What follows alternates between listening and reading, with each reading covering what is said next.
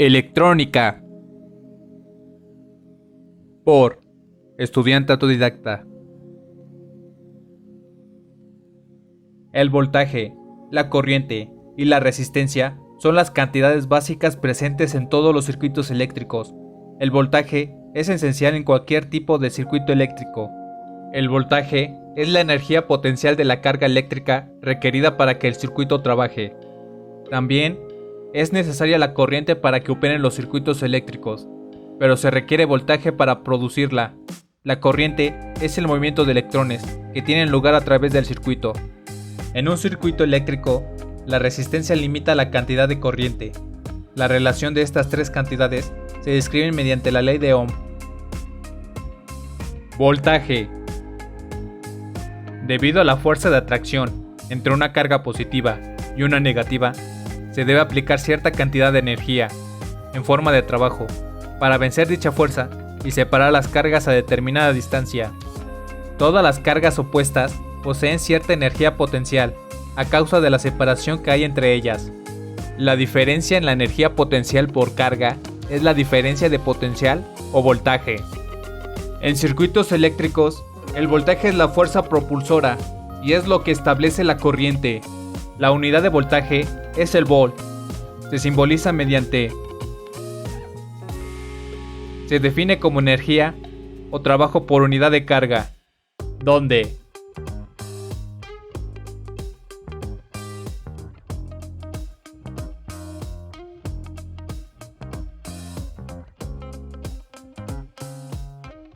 definición. Un volt es la diferencia de potencial entre dos puntos cuando se utiliza un joule de energía para mover un coulomb de carga de un punto a otro. Corriente. El voltaje proporciona energía a los electrones, lo que les permite moverse por un circuito. Este movimiento de electrones es la corriente, la cual produce un trabajo en un circuito eléctrico.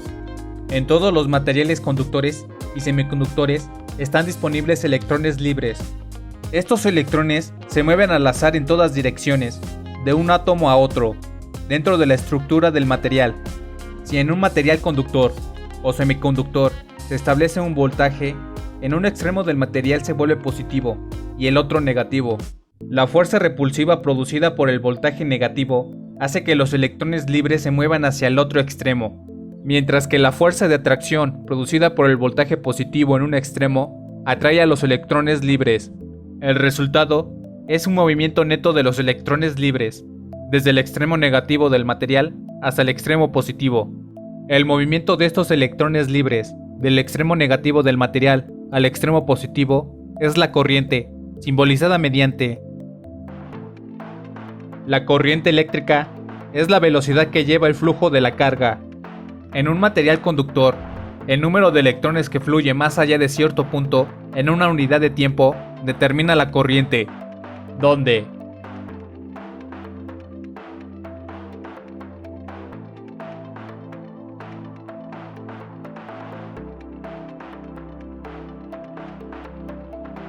definición.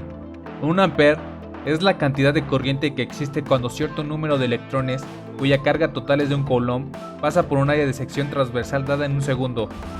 Recordemos que un coulomb es la carga transportada por 6.42 por 10 a la 18 electrones. Resistencia. Cuando en un material existe corriente, los electrones libres se mueven en este y de vez en cuando chocan con átomos. Estas colisiones provocan que los electrones pierdan algo de su energía, con lo cual se restringe su movimiento. Entre más colisiones haya, más se restringe el flujo de electrones.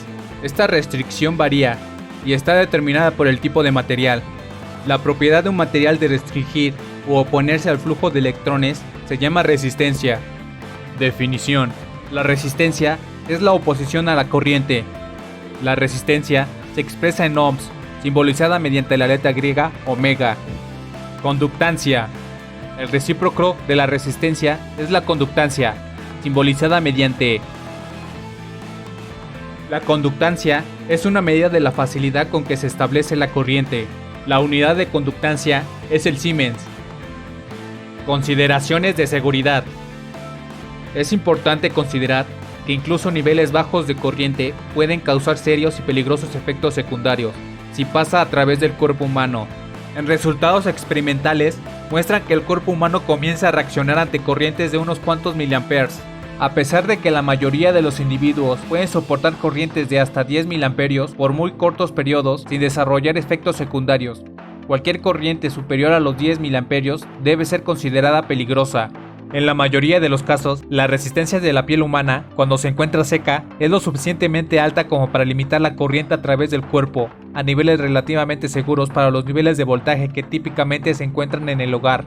Sin embargo, hay que tener presente que cuando la piel se encuentra húmeda debido a la transpiración, al aseo personal, o cuando la barrera de la piel está rota, como consecuencia de una herida, su resistencia baja drásticamente, y los niveles de corriente pueden elevarse a niveles peligrosos, con las mismas descargas de voltaje.